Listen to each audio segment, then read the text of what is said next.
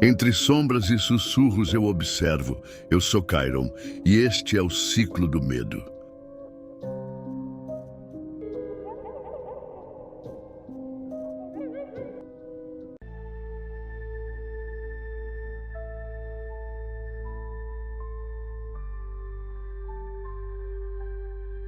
Seja bem-vindo a mais um vídeo do Ciclo do Medo, onde cada história é mais sombria do que a última e cada mistério leva você mais fundo nas trevas. Prepare-se para entrar em um mundo onde há linha entre a vida e a morte. Inscreva-se no canal, deixe sua curtida e ative o sininho de notificação para você não perder nenhum vídeo.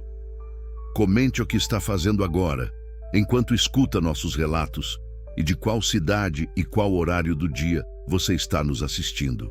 Fique conosco porque o que está por vir vai te deixar sem fôlego e, quem sabe, talvez te faça pensar duas vezes.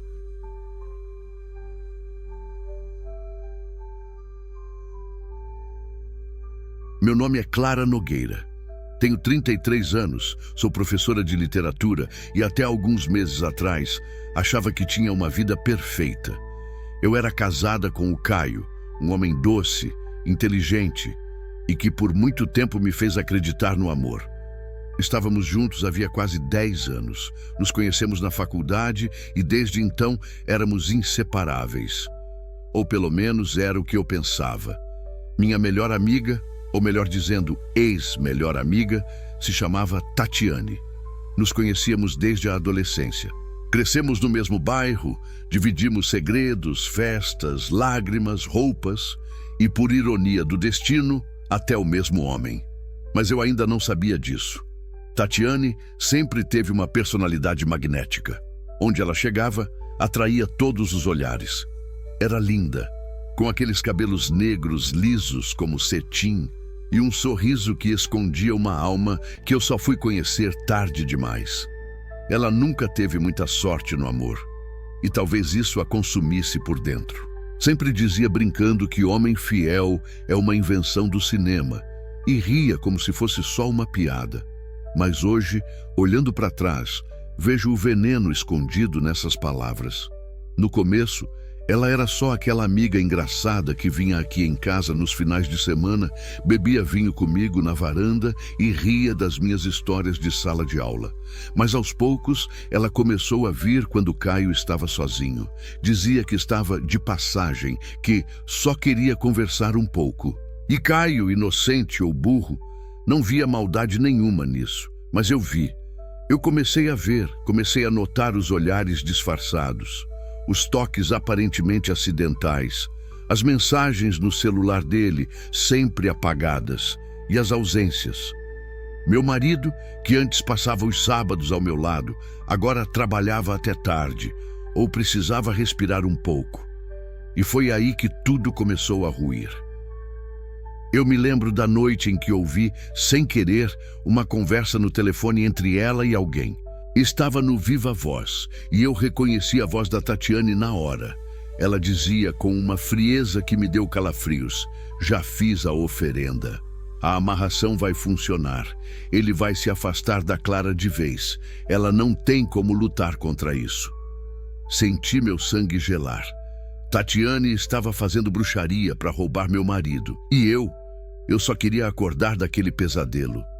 Depois daquela noite, eu não consegui dormir. Passei horas sentada no chão do banheiro, abraçada a mim mesma, tentando entender como aquilo podia estar acontecendo comigo. A voz da Tatiane repetia na minha cabeça como um mantra cruel: a amarração vai funcionar. Eu quis confrontá-la, gritar, exigir respostas, talvez até bater nela, mas não consegui. Eu precisava de provas e, acima de tudo, eu precisava proteger o Caio, ou o que restava dele. Comecei a observar tudo com mais atenção. Me tornei uma detetive dentro da minha própria casa. Vasculhei mensagens apagadas, e-mails desconectados, mudanças sutis de comportamento. Caio estava cada vez mais ausente, mas não era só emocional, ele estava mudando fisicamente. Olhos fundos, insônia, crises de raiva seguidas de um vazio profundo. Como se ele estivesse preso dentro de si mesmo. Ele já não olhava mais nos meus olhos. E Tatiane? Ela parecia mais viva do que nunca. Aparecia sempre impecável, cheirosa, sorrindo como se soubesse de algo que ninguém mais sabia. E talvez soubesse mesmo. Lembro de um dia em especial. Era uma sexta-feira, fim de tarde, e eu tinha chegado mais cedo do trabalho. Encontrei os dois na cozinha. Tatiane estava rindo de alguma piada dele, encostada no balcão, segurando uma taça de vinho, como se estivesse em casa. E Caio ria junto, como se fosse natural, como se ela fosse o lar dele agora. Meu estômago embrulhou. Fingi naturalidade. Sorri. Mas por dentro, eu estava em pedaços. Naquela noite, eu me tranquei no quarto e chorei até não ter mais forças. Fui até o espelho, olhei meu rosto cansado, meus olhos inchados e pensei, ela está vencendo, está conseguindo. Mas algo em mim não queria desistir. E então, comecei a pesquisar. Sobre bruxaria, feitiços, amarrações amorosas, li fóruns, relatos, entrei em grupos escondidos com nomes estranhos.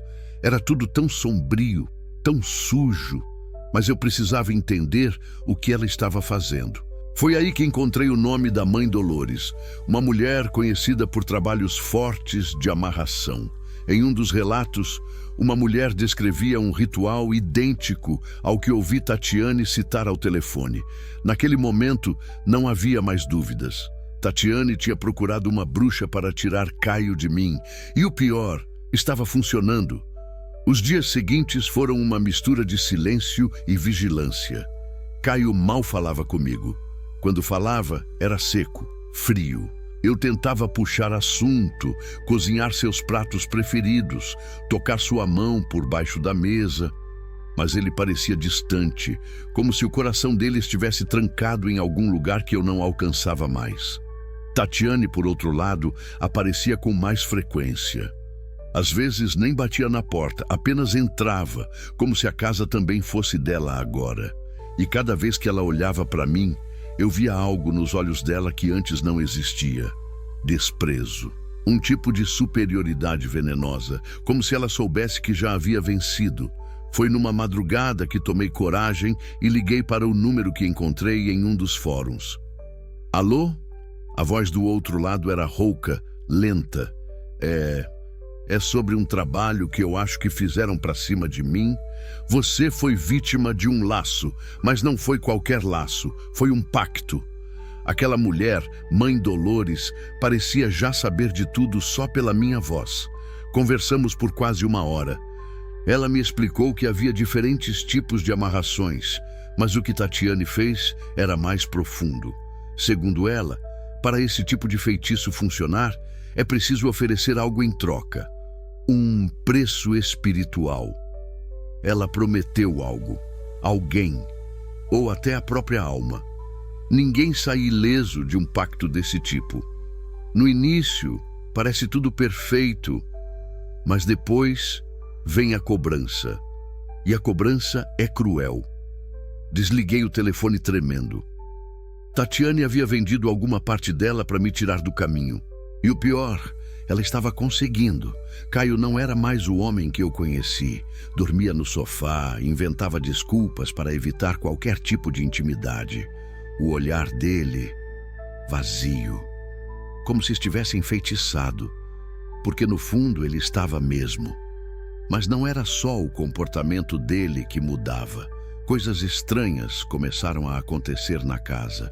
Cacos de vidro quebrados do nada, espelhos rachando sozinhos, sons no meio da madrugada.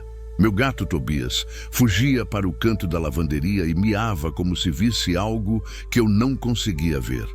Uma noite, encontrei um pedaço de tecido vermelho amarrado com cabelo e um alfinete escondido debaixo da cama. Era meu cabelo, meu lenço. Era um trabalho de magia, feito contra mim. A confirmação que eu tanto temia veio diante dos meus olhos. Tatiane estava mexendo com coisas que nem mesmo ela compreendia por completo. Mas o que ela não sabia é que tudo tem um preço. E em breve a bruxa viria cobrar. Depois que encontrei aquele feitiço debaixo da cama, não consegui mais viver em paz dentro da minha própria casa. Era como se o ar estivesse mais pesado, como se algo invisível estivesse me sufocando pouco a pouco. Tatiane começou a aparecer cada vez mais nos momentos em que Caio estava sozinho. E ele cada vez mais se afastava de mim. Um dia cheguei em casa mais cedo e os dois estavam na sala, rindo. Tatiane estava com a mão no joelho dele, como quem não tinha mais medo de ser pega. Quando me viram, ela apenas sorriu. Um sorriso calmo, vitorioso. E foi nesse mesmo dia que Caio me disse que queria um tempo. Clara, eu não sei mais o que sinto. Eu preciso entender o que está acontecendo comigo. Talvez a gente precise de um tempo. Minha garganta travou. Tentei argumentar, implorar, chorar. Mas ele estava irredutível, frio como pedra. Naquela noite, ele fez as malas e foi embora. Não falou para onde, não me olhou nos olhos, não me deu sequer um abraço. E quem você acha que foi a primeira pessoa que vi no Instagram postando uma foto com legenda Noite Especial? Tatiane. Uma taça de vinho, unhas vermelhas e o reflexo de alguém atrás dela. Inconfundivelmente Caio. Ela tinha vencido. Por fora, eu estava destruída. Por dentro, uma raiva silenciosa começava a crescer. Uma raiva que me fazia querer ir até o fim daquilo. Entender, descobrir, desmascarar. Procurei Mãe Dolores novamente. Ela confirmou o que eu já suspeitava. Caio estava sob o domínio de uma amarração. Mas me disse algo pior. A magia que ela usou tem origem antiga. É bruxaria africana com elemento de sangue e entrega. Ela não pediu só um feitiço. Ela ofereceu algo em troca. E esse tipo de coisa minha filha cobra em dobro. Fiquei em silêncio. Ela pode até estar com ele agora, mas tudo o que é conquistado com sangue é cobrado com dor. E não demora. Nos dias seguintes, Tatiane passou a exibir a felicidade deles nas redes sociais. Jantares, viagens rápidas, fotos em motel barato com legenda de amor. E estranhamente, Caio parecia estranho. Os olhos fundos, mais magro, abatido. Era como se ele estivesse dentro de um corpo que não era dele. Uma marionete, com os fios sendo puxados por uma força invisível. Mas algo estava por vir. Algo que mudaria tudo. Tatiane havia mexido com o que não devia. E a primeira rachadura naquela felicidade mágica apareceu de forma sutil, mas fatal. Na semana seguinte, ela perdeu o emprego. Demissão repentina, sem explicação clara. Disseram que ela estava agindo de forma estranha, falando sozinha, rindo para o nada. Começou a circular o boato de que ela tinha surtado, mas Tatiane, arrogante como sempre, dizia que era inveja, que tudo ia melhorar. Só que não ia. A cobrança tinha começado, e ela mal sabia o que ainda estava por vir. Tatiane sempre foi boa em fingir.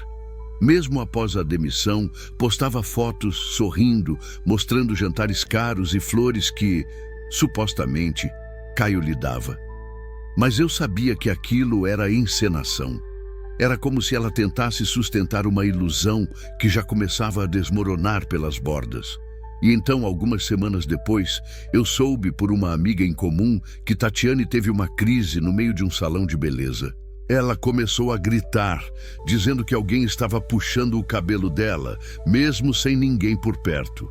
Que via uma mulher de olhos pretos e boca costurada no espelho do banheiro. Derrubou produtos, empurrou funcionárias, foi retirada de lá aos prantos, descalça, parecendo uma criança assustada. A bruxa estava começando a cobrar. Caio, por sua vez, parecia confuso. Me mandava mensagens, às vezes, vazias, como se não soubesse o que estava fazendo. Clara, eu tô me sentindo estranho. Às vezes acordo e não sei onde estou. Eu sonho com você, mas não sei por quê. Eu lia aquilo com um aperto no peito. Parte de mim ainda o amava. Parte de mim queria vingança. Mas outra parte sentia pena, porque ele também era uma vítima. Numa dessas madrugadas, recebi uma ligação de um número desconhecido. Era ele, Caio. A voz dele estava trêmula, baixa, como se tivesse medo de ser ouvido. Clara, me ajuda.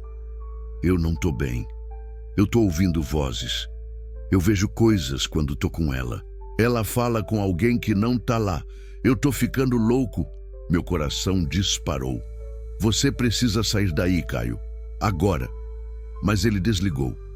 No dia seguinte, soube que ele foi internado após um surto. Tentou se jogar da sacada do prédio onde estava morando com Tatiane. Não chegou a cair, foi contido por vizinhos, mas dizia repetidamente: ela me prendeu. Eu não consigo sair. Ela me prendeu. Tatiane não apareceu no hospital. Desapareceu por 3 dias. Quando reapareceu, estava com o rosto machucado, o cabelo cortado e com os olhos fundos como quem não dormia havia semanas. Ninguém soube ao certo o que aconteceu nesses 3 dias, mas alguns vizinhos disseram ter ouvido gritos vindos do apartamento. Outros disseram ter visto ela falando com alguém no elevador, mas estava sozinha. Ela dizia que Caio estava passando por um momento espiritual difícil e que tudo ficaria bem, mas nada estava bem. Ela achou que podia brincar de bruxa, mas esqueceu que toda dívida feita com o invisível é cobrada com dor, e a dor dela estava apenas começando. Depois do surto do Caio e seu internamento, o silêncio pairou por alguns dias. Mas era um silêncio tenso, como se o ar estivesse segurando o fôlego, esperando a próxima explosão. Tatiane sumiu das redes sociais. O perfil que antes era atualizado todos os dias com fotos do casal feliz estava abandonado. Nenhuma história, nenhum post, nenhum sinal de vida. Por curiosidade ou teimosia, fui até o prédio onde eles moravam. Fiquei dentro do carro, observando de longe. Vi as luzes do apartamento piscarem sozinhas por alguns segundos. Vi uma silhueta passar pela janela, mas não parecia ser a Tatiane. Era uma figura estranha, torta, quase inumana. Fui embora com o estômago embrulhado. Naquela noite, recebi uma ligação de Mariana, uma amiga antiga que conhecia Tatiane desde a adolescência. Ela me contou que Tati tinha procurado um terreiro fechado, um desses lugares ocultos onde se faz trabalho pesado. Disse que Tatiane havia entrado com uma garrafa de cachaça, um galho de arruda e uma foto do Caio, e saído de lá sozinha, chorando e se arranhando como se algo a tivesse tocado. Segundo a mãe Dolores, com quem voltei a falar dias depois, a explicação era clara. Ela não pagou o que prometeu, fez o ritual, fez a oferenda, mas mentiu, tentou enganar a entidade. E quem mexe com o mundo espiritual achando que é jogo, paga dobrado. Fiquei em silêncio. Ela ofereceu a alma de Caio. Disse que ele seria entregue de corpo e espírito. Mas Caio ainda te ama. Ainda tem laço contigo. O feitiço começou a se desfazer, e agora o que foi invocado quer algo em troca. Vai tomar de onde doer mais. Tatiane havia traído até o mundo espiritual. Fez uma promessa que não cumpriu. E o que ela invocou? Não era uma simples entidade de amor. Era algo antigo, faminto, e agora sedento por pagamento. Foi então que as manifestações se intensificaram. Mariana me contou que Tatiane a procurou em desespero. Disse que ouvia vozes toda madrugada chamando seu nome. Vozes de mulheres, vozes de crianças, vozes de homens chorando. E às vezes a voz da própria mãe Dolores, mesmo sem nunca tê-la conhecido. Disse que o espelho do quarto se quebrou sozinho, que encontrou suas roupas todas cortadas no armário e que certa noite acordou com o corpo coberto de arranhões, como se tivesse sido atacada por garras. Mas não havia ninguém com ela, ou pelo menos ninguém visível. Tatiane começou a surtar. a andar com imagens religiosas no pescoço, a cuspir sal na porta de casa, a jogar pó estranho nos cantos da sala. Mas era tarde. Ela achou que podia brincar com forças que não entendia. Achou que podia arrancar um homem do coração de outra mulher usando feitiço e mentira. Agora era ela quem estava presa. E o que ela roubou já começava a escorregar por entre seus dedos. Tatiane estava desaparecendo. Não no sentido literal. Ainda andava por aí, ainda respirava, ainda falava, mas já não era mais ela. Era um vulto da mulher arrogante e manipuladora que arrancou Caio de mim com bruxaria. A pele dela estava acinzentada, os olhos fundos, o cabelo maltratado, o sorriso sumido. Soube por Mariana que ela havia tentado retornar ao lugar onde fizera o trabalho, para desfazer tudo, mas a resposta que recebeu foi pior que o silêncio. Não há volta para quem mentiu ao firmar o pacto. Tatiane achou que podia desfazer o acordo como se fosse um contrato comum, mas esqueceu que no mundo espiritual, palavra é destino. E ela havia prometido entregar o homem completo, corpo, coração, alma. Só que Caio não pertencia mais a ela. Mesmo que fisicamente estivessem juntos, emocionalmente ele era um prisioneiro. E o feitiço, sem alimento, começou a se voltar contra quem o lançou. Numa madrugada, recebi um áudio da própria Tatiane. A voz dela estava rouca, trêmula, quase irreconhecível. Clara, me perdoa. Eu não sabia que ia chegar nesse ponto. Eu só queria o Caio para mim. Mas agora ele me olha como se eu fosse um monstro. Ele tem medo de mim e eu também tenho medo. De mim mesma. Tem algo aqui dentro. Eu sinto. Tá me consumindo. Ontem o espelho quebrou de novo. Mas dessa vez eu vi. Eu vi a mulher do ritual. Ela estava dentro do espelho. Ela me olhou e sorriu. Aquilo me arrepiou inteira. Tatiane estava sendo perseguida por algo que só ela podia ver. Algo que agora morava no reflexo, no silêncio, nas sombras da casa. Algo que não aceitava ter sido enganado. No dia seguinte, recebi outra notícia. Caio fugiu do apartamento. Saiu no meio da madrugada, descalço, levando apenas o celular. Disse a um conhecido que não aguentava mais dormir com ela e que a casa estava viva. Ele foi morar com um primo distante, tentando se afastar de tudo. Tatiane ficou sozinha, exatamente como o espírito queria. Ela foi vista andando pela rua de camisola, desorientada, gritando palavras em línguas estranhas. Algumas vizinhas tentaram conversar, oferecer ajuda.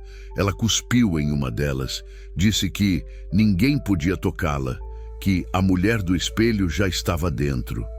Eu assistia tudo acontecer de longe. Parte de mim sentia pena. Parte de mim achava que ela estava recebendo o que merecia, mas o que eu não sabia é que a destruição dela ainda estava só começando. A notícia se espalhou rápido. Tatiane foi internada. A família, que até então tinha se mantido afastada da confusão, finalmente interveio depois que ela passou 3 dias trancada em casa, sem luz, sem banho, falando sozinha pelos corredores.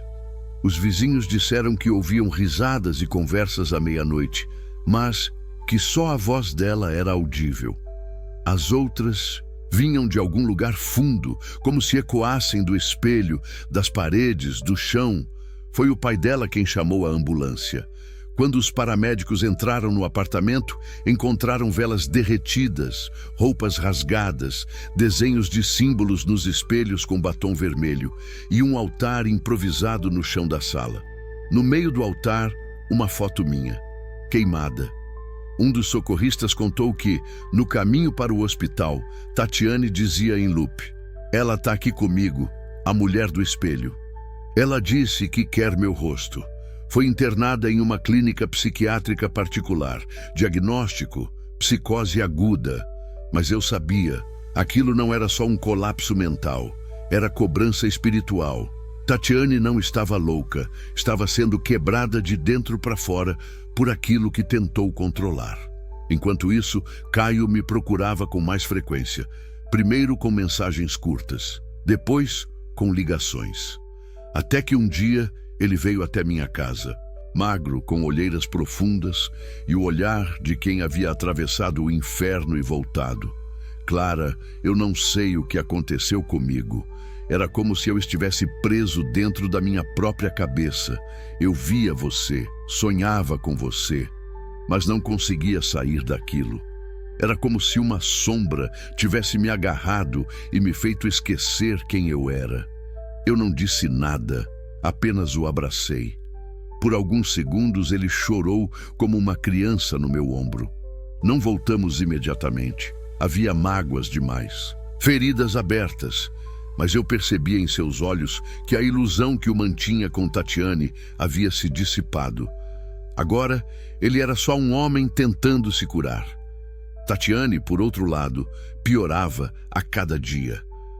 Mariana me contava que ela se recusava a comer, que passava horas encarando o próprio reflexo no vidro da janela do quarto.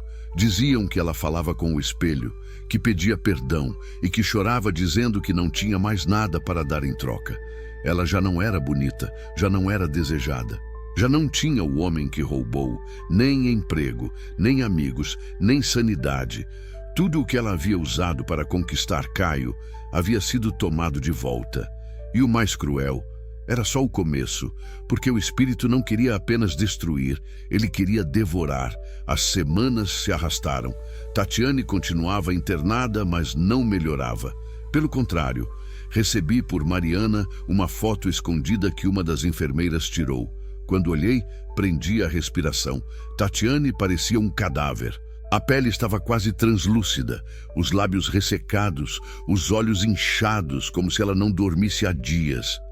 Mas o que me arrepiou foi o espelho ao fundo do quarto, rachado, quase todo estilhaçado, e um vulto escuro que parecia estar atrás dela, mas que, segundo Mariana, não havia nada ali na hora da foto.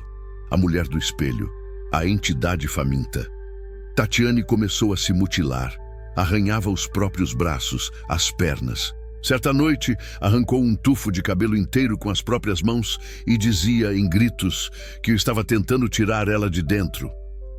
A equipe médica passou a mantê-la sedada a maior parte do tempo, mas mesmo dormindo, ela falava, sussurrava coisas em voz baixa, em um idioma que ninguém conseguia identificar. Disseram que gravaram um desses sussurros. Mariana, corajosa ou louca, me mandou o áudio. Quando coloquei o fone, quase joguei o celular no chão. A voz não era só de Tatiane. Tinha outra por cima, grossa, grave, animalesca, e dizia: o que foi dado, foi tirado, mas ainda falta. Ela me prometeu tudo, tudo será meu. Eu me ajoelhei no chão com lágrimas nos olhos, segurando o peito. Tatiane tinha feito um pacto maior do que imaginávamos. Ela não prometeu apenas Caio, ela prometeu a própria vida, a própria essência. E agora não havia como pagar com nada além da própria destruição. Caio, cada dia mais lúcido, tentava retomar a vida. Voltou a trabalhar aos poucos, afastou-se completamente dela, até juridicamente. Moveu um processo para impedir qualquer contato. Ele me pediu perdão, chorando. E eu aceitei. Não por ele, mas por mim. Enquanto isso, Tatiane foi transferida para um hospital público. A família, sem condições de bancar a clínica, desistiu de manter as aparências. Ela, que um dia se gabou de ter tudo o que queria, agora dividia quarto com outras pacientes psiquiátricas em estado terminal, sem dentes, sem dignidade. A mulher que destruiu meu casamento, que brincou com feitiços, que riu da minha dor, agora era uma sombra que gritava com o próprio reflexo. E sabe o que é mais assustador? Mesmo lá, naquele estado, o espelho ainda se quebrava sozinho toda noite. Tatiane não era mais vista como uma mulher. Era vista como um caso, um número, Um mistério clínico. As enfermeiras do hospital a chamavam de a paciente do quarto do espelho. Diziam que nenhum espelho durava mais de 2 dias naquele lugar. Os que não estouravam do nada embaçavam com marcas de mãos, mesmo sem ninguém por perto. Ela gritava toda noite, sempre no mesmo horário, 3h23 da manhã. Ninguém sabia o porquê, mas os gritos vinham acompanhados de sussurros, gemidos de dor. E às vezes, risos abafados, como se mais alguém estivesse ali com ela. Mariana me contou que a enfermeira-chefe pediu transferência. Disse que, em uma madrugada, entrou para trocar os lençóis do quarto da Tatiane e ouviu seu nome sendo sussurrado atrás do ouvido. Mas Tatiane estava sedada, virada para a parede. E não havia mais ninguém no quarto. Tatiane já não comia sozinha, já não falava de forma coerente. Passava o dia olhando para o teto, murmurando: "Ela vai levar, ela vai levar, ela vai levar." Caio soube de tudo, mas preferiu se afastar. Ele estava tentando reconstruir a vida, me procurava com mais frequência, e aos poucos a dor entre nós deu lugar ao perdão. Conversas viraram encontros, encontros viraram café da manhã juntos, e os cafés da manhã começaram a parecer vida.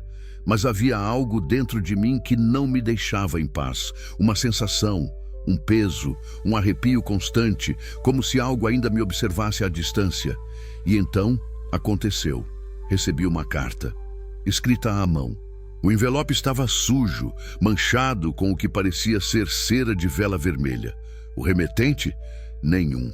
Dentro, só uma frase. "Ela me deu tudo que era seu, ainda falta você."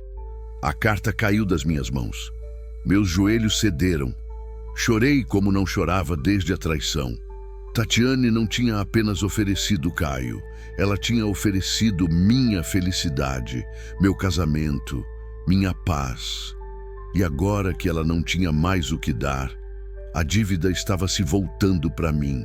Depois de receber aquela carta misteriosa, a sensação de que eu estava sendo observada não me abandonou mais. Era como se uma sombra invisível tivesse se instalado no meu quarto, no meu trabalho, no meu corpo. À noite, as luzes piscavam sem motivo. Meu celular vibrava com mensagens vazias, e quando olhava no espelho, sentia algo atrás de mim, mas quando me virava, não havia ninguém. Comecei a ter pesadelos, sempre o mesmo sonho. Uma mulher de olhos pretos e boca costurada, me chamando pelo nome com uma voz que não era humana. Na manhã seguinte, encontrei na cozinha uma folha de papel com símbolos desenhados em vermelho, como sangue seco. Eu não reconhecia aquelas marcas, mas o arrepio que senti ao vê-las me congelou. Falei com Mariana, que me aconselhou a não ignorar o aviso.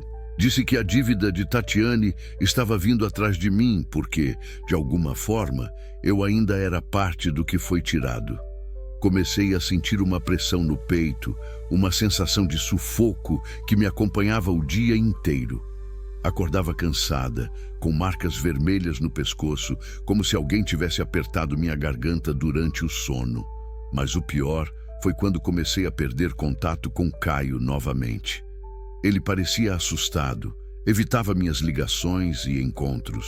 Disse que sentia uma presença estranha quando estava comigo, algo que o fazia querer fugir. Eu não podia culpá-lo, nem eu sabia o que estava acontecendo. E então, numa noite chuvosa, ouvi uma voz sussurrando do meu armário: "Você é a próxima." Meu coração quase saiu pela boca. Corri para o quarto, fechei todas as janelas, acendi velas e rezei. Mesmo sem saber exatamente para quem, porque no fundo eu já sabia. A dívida não terminaria com Tatiane. Ela só começava comigo. Os dias ficaram pesados, cada vez mais difíceis de suportar.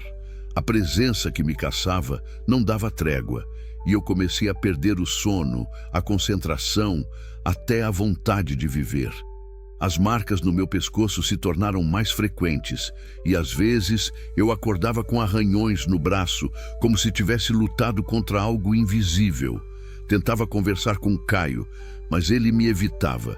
Sentia sua ausência como um vazio cortante. O medo dele me fazia sentir ainda mais sozinha. Desesperada, liguei para Mariana pedindo ajuda. Ela me avisou que só havia uma maneira de interromper a maldição. Eu teria que enfrentar a origem dela, a mulher do espelho, e que isso não seria fácil. Mariana me indicou um velho terreiro afastado, onde ela conhecia uma senhora que lidava com esses assuntos de forma séria e honesta, diferente das bruxarias que Tatiane praticou. Fui até lá cheia de medo, mas determinada. A senhora, Dona Célia, me recebeu com um olhar que parecia enxergar minha alma inteira. Ela disse que para quebrar a dívida, eu teria que encarar o que Tatiane não conseguiu enfrentar e que eu teria que pagar um preço, mas que talvez fosse menor do que o que eu já estava sofrendo. O ritual precisava ser feito na noite de lua nova, quando as forças estavam mais equilibradas. Ela me entregou um amuleto feito de madeira e sementes para proteção e me avisou: Clara, essa é a sua última chance. Se não fizer, o que foi dado continuará sendo tirado, e o preço será ainda maior. Voltei para casa com o amuleto no pescoço, sentindo uma mistura de esperança e terror. Aquela noite chegaria rápido demais. A noite da lua nova chegou fria e silenciosa, como se o mundo inteiro estivesse segurando a respiração. Seguindo as instruções da Dona Célia, preparei o ritual no quarto mais escuro da casa. Acendi as velas pretas e vermelhas, espalhei ervas sagradas pelo chão e coloquei o amuleto no centro do círculo que tracei com sal grosso. Meu coração batia acelerado e as mãos tremiam, mas eu sabia que não podia recuar. Fiquei diante do espelho que tanto me atormentava, olhando o meu próprio reflexo. Foi então que a imagem começou a se distorcer. A minha face se transformou na de uma mulher desconhecida, de olhos negros e sorriso cruel. Era a mulher do espelho. Ela falou, sem mover os lábios, uma voz ecoando dentro da minha cabeça. Você acha que pode escapar? Que pode pagar o preço por mim? Seu tempo está acabado. Respirei fundo, segurando o amuleto com força. Eu não quero guerra. Só quero paz. Quero que você vá embora. O espelho estalou e por um instante vi flashes das coisas que Tatiane sofreu. Os gritos, a dor, a loucura. Era um aviso, mas também era um pedido. A mulher do espelho não era apenas uma entidade faminta. Era um espírito preso por séculos por um pacto antigo. E agora eu precisava fazer uma escolha: continuar a batalha ou aceitar a dívida e pagar o preço. O silêncio voltou pesado e o espelho voltou ao normal. Mas eu sabia que nada mais seria como antes. Depois daquele encontro com a mulher do espelho, uma calmaria inquietante tomou conta do meu coração. Eu sabia que não podia fugir mais. A dívida não era só de Tatiane, era minha também. Dona Célia me explicou que a única maneira de acabar com tudo seria fazer um último sacrifício. Abrir mão de algo que eu amava profundamente para quebrar o ciclo. Pensei em Caio, no casamento que reconstruíamos com tanto esforço, na paz que começava a sentir quando estava com ele. Era doloroso demais, mas se não pagasse o preço, perderia tudo, e talvez até mais. Na noite seguinte, voltei ao terreiro de Dona Célia para o ritual final. Com lágrimas nos olhos, entreguei o amuleto a ela, enquanto ela recitava palavras em um idioma antigo. Senti uma energia forte me atravessando, queimando e purificando. Quando voltei para casa, soube que a escolha estava feita. No dia seguinte, Caio me ligou, com a voz distante e triste. Disse que precisava se afastar, que sentia que algo entre nós estava mudado, que não sabia o que era, mas que precisava entender quem era ele sem a sombra do passado. Eu aceitei, mesmo com o coração partido. Era o preço que eu tinha que pagar para que a maldição terminasse. Tatiane, por sua vez, desapareceu do hospital público. Ninguém sabe para onde foi. Mas dizem que a mulher do espelho finalmente deixou o reflexo dela em paz. Eu perdi Caio, mas ganhei minha liberdade. Meses se passaram desde que Caio pediu distância. O silêncio entre nós doía, mas era o único jeito de respirar sem a sombra daquela dívida. Eu voltei a morar sozinha, aprendi a lidar com o vazio que ficou no lugar do amor que perdi. Não era fácil, mas era melhor do que viver aprisionada por algo que não era meu. Ouvi rumores sobre Tatiane, que ela havia sido encontrada vagando pelas ruas, descalça e sem memória, perdida em algum canto esquecido da cidade. A mulher que um dia tentou roubar meu marido e minha vida, agora não tinha mais nada. A bruxa que usou a magia para ganhar o que queria, pagou um preço muito maior do que eu podia imaginar. Perdeu o homem, a sanidade, a família e até a própria identidade. Ela se tornou uma sombra do que foi, uma lembrança aterrorizante para quem a conheceu. Eu, por outro lado, aprendi que certas forças não podem ser manipuladas sem consequências.